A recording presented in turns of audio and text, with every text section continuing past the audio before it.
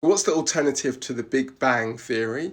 Well, you've got the biblical cosmology, and crucially, what's different is that we haven't got clear evidence that this doesn't come from God. We don't know, say, in a specific year that someone came up with this idea.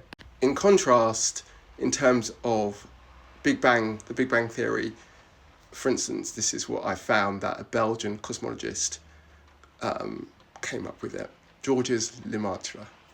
Okay, so you can have initially proposed in 1927, relatively recent actually.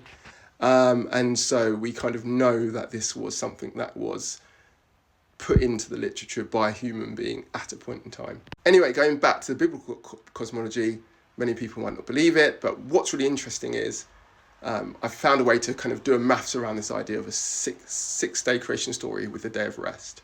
How do I do that? Well, you can go to a related scripture about the Sabbath commandment, which talks about economics. I do economics about that, but it also references, from verse 11, the creation story. So because these concepts are intertwined, we've got a sort of equivalent as sort of intellectually or analytically maybe equivalent to the idea of a cosmic microwave background. We observe a 7-day week to this day, and that's something that's easier to observe actually, and more clearly linked to the narrative, because we have a clear narrative that didn't obviously come from a human being, as far as it can be evidenced. Here's a paper where I do the work, and I've got a bit of geometry here, and also here where I link this geometry to biblical laws.